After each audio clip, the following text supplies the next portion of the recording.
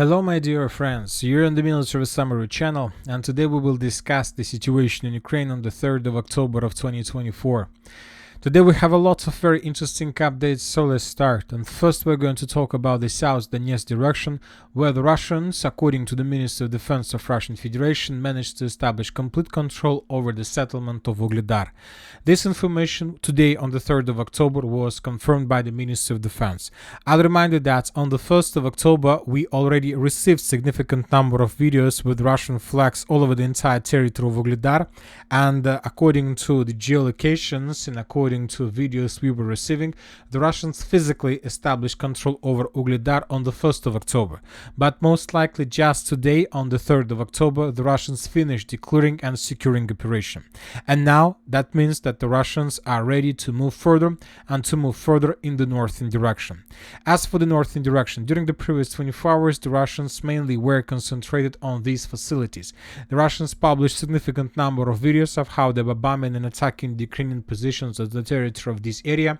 So most likely during the next few days the Russians will take this stronghold under complete control, and then the Russians will be able to move further in the northern direction with the purpose to get as close as possible to the city of to the village of Bagayavlenka, and then to move even further.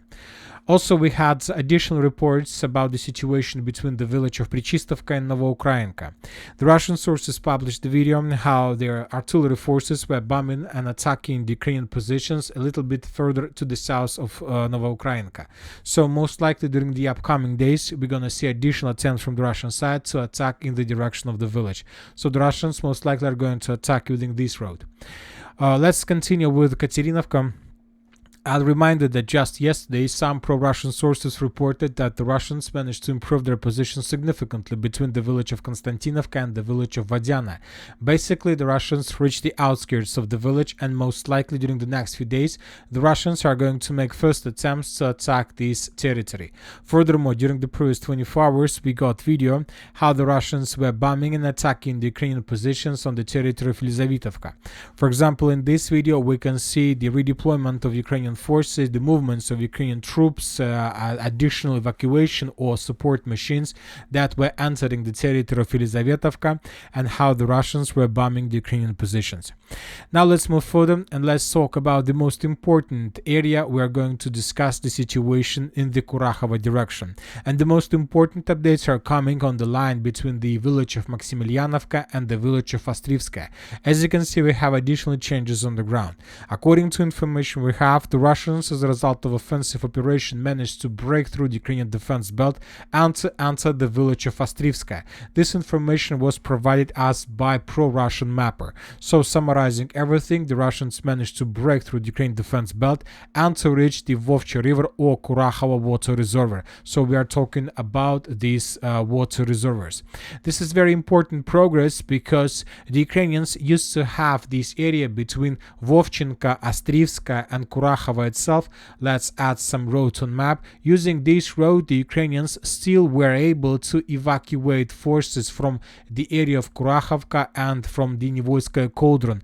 But as a result of Russian offensive operation, the Russian soldiers managed to cut this line, and the Ukrainians lost their possibilities, and they lost their quality of their logistic, and of course they lost their possibilities to escape possible encirclement. Now let's move further, and we got additional updates from the northern flank of Kurakhove Cauldron. According to information we have, the Russians, as a result of offensive operation, managed to improve their positions on the territory of the eastern Tsukurina. The pro-Russian sources reported this morning on the 3rd of September that first the Russians managed to reach the outskirts of the eastern part of Tsukurina, and later, somewhere at 3 p.m. of the Russian time, Moscow time, the Russians reported that they managed to establish complete control over the eastern part of this village. Furthermore, according to neutral mappers, the Russians managed to improve their positions between the village of Tsukurina and Selydove and took under control additional 2 lines in the fortifications. So let's compare the progress during the previous 24 hours. This is the situation on the ground on the 2nd of October, and this is the situation in the same area on the 3rd of October. Furthermore, additional Russian reliable sources reported that as a result of offensive operation, the Russians managed to improve their positions even further and to enter Selydovka. Summarizing everything, this is approximately the territory that was captured by the Russians somewhere by 6 p.m. of the 3rd of October. And as you can see, if we summarize the Russian northern attack and the Russian southern attack of Kurakhove, we can make a conclusion that the Russians are about to finish the creation of another cauldron in the south Donetsk direction. The current distance between edge Russian positions in the village of Selydovka and Russian recently gained positions in Ostrivska is around 5 kilometers. Furthermore, there is just one road left for the Ukrainians that they can use for evacuation, and basically the road between Gornyak, the village of the town of Kurakhove, and the village of Ilinka is already the death road for the Ukrainians. Now everything that the Ukrainians are going to send and to use that will use this road will be under complete Russian fire attack and complete Russian drone attack. During the previous 24 hours, as you can see, we have already received significant number of videos of how the Russians were attacking and destroying Ukrainian vehicles that were moving along this death road. So which confirms that this is already operational encirclement. Someone can say that this is already complete encirclement and even cauldron. Obviously, to create a cauldron, the Russians need additional from 5 to 10 days, and after that the situation for the Ukrainians in this area will become critical. I'll remind you that currently there is a very big and powerful group of forces of armored forces of Ukraine is located exactly between these fortifications, towns, villages and strongholds, and all this group of forces that has a quantity of more than few thousand soldiers were encircled by the Russians from the south and from the north. Now let's move further and let's talk about the village of the city of Selydove. The Russians continue improving their positions further in the western direction from the town of Kupiansk, and as a result of attack, the Russians managed to improve their positions a little bit further to the west. Furthermore, during the previous 24 hours, we got lots of updates of how the Russians were FPV droning and attacking the Ukrainian forces in the southwestern part of the city of Selydove. In this video, we can see another Ukrainian tank that was damaged and destroyed as a result of Russian FPV drone attack. A little bit further in the northern direction, we have another vehicle of the armored force of Ukraine that was moving from one part of the city to another, and this vehicle was destroyed as a result of Russian FPV drone attack. Summarizing everything, we can make a conclusion that the next target of the armored forces of Russian Federation in this direction is to enter the southwestern part of Selydove and to cut the road and furthermore to improve their positions along the railways and to cut the road that goes from Selydove itself in the direction of Sontsovka and then to Kurakhove. If the Russians are able to do this, if the Russians are able to take this foothold under control, then the Russians will be able to cut the southern, let's say, hat of Selydove Cauldron. Furthermore, we got additional changes on the ground in the northern direction of Selydove. During the previous 24 hours, the Russians managed to improve their positions significantly, and this progress was confirmed either by different mappers and by geolocations. First, let's compare the differences between the 2nd of October and the 10th and the 3rd of October. So this is the situation on the evening of the 2nd of October, and this is the situation on the evening of the 3rd of October. The Russians managed to take under control this part of M30 road, and basically the Russians entered the northern part of Selydove from this side. Furthermore, as you can see, we have colored some territories in Russian favor. We got the video, and this video, for example, we can see Russian tank that was heading towards the northern part of Selydove, but the Ukrainian soldiers, Ukrainian FPV operators from the 68th Jaeger Brigade attacked the Russian forces and destroyed vehicles in this point and in this point. Based on this video, we have adjusted the territory to the west of Novogrodovka, including the Terikon and mine of Novogrodovka II. Furthermore, we got additional video from the village of Lysovka. This is very important. The video was published by the 25th Air Mobile Brigade, and this video we can see several drone attacks on Russian positions in this part of the village. This video confirms additional Russian progress in the western direction as well. So significant progress, as we can see. Once again, the Russians are planning to move further in the west. Of course, for them it's good to move in the southern direction and to improve their positions on the territory of Selydove itself. This will secure Russian flanks for further offensive operation in the direction of this intersection of roads.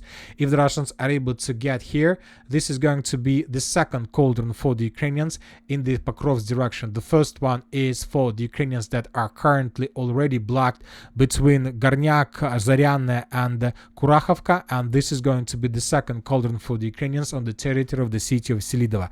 And obviously these two operations the Russians are planning to finish before the end of the year, or even before mid-November or something like this. Now let's move further. We have additional changes on the ground in the Toretsk New York agglomeration. The Russians improved their positions along the Krivoy-Toretsk river. They're moving along the railways in the northern direction. The sources reported that maybe tomorrow, maybe the day after, the Ministry of Defense of Russian Federation will confirm complete control over the village of Leonidovka. Just to remind you that during the previous 3 days, the Russians improved their positions significantly. First, the Minister of Defense of Russian Federation reported about total control over the village of Nelipovka, and then the Russians were moving further and further in the northern direction along the railways and along the river of Krivoy-Toretsk. Now let's move further and let's talk about the Siversk direction, because during the previous 24 hours we got a lot of updates. I'll just remind you that the Minister of Defense of Russian Federation reported yesterday about complete control over Verkhnye-Kamyansk, and today we got additional report from neutral mappers that the Russians managed to improve their positions on the way to the biggest point on this direction, and we are talking about Bila Gora. So Bila Gora is the hill, the highest point on the Siversk direction, and who controls Bila Gora basically controls everything almost until Slaviansk-Kramatorsk agglomeration. So this is Slaviansk-Kramatorsk agglomeration, and this is Bila Gora, and currently the Russians are trying to attack this territory. And according to different mappers, the Russians basically have already reached the outskirts and the foot and the base of this hill. So very likely that during the next few days the Russians will take this stronghold under control, and if the Russians are able to do this, then everything automatically between the river of Siversk Donetsk and the village of Verkhnye-Kamyansk will collapse, and the Ukrainians will be forced to fall back, because if Russia control Bila Gora, the Ukrainians will lose their supply and support and the logistic completely. Everything would be destroyed as a result of Russian FPV drone attacks. Now let's move further. As for the Kupiansk direction, we have some changes on the ground to the west of Makeyevka. This information was provided us by neutral mappers, and the Russians managed to improve their positions a little bit in the vicinity of Novovodiana. The Ukrainian sources published the video how they were bombing and attacking the Russian forces that were moving between these fields. Now let's move further. As for the northern Kupiansk direction, we haven't received anything special. The Russians are regrouping before final attack with the purpose to reach the river of Oskol or to attack in the direction of the village of Lazova. Anyway, this is going to happen during the next few days.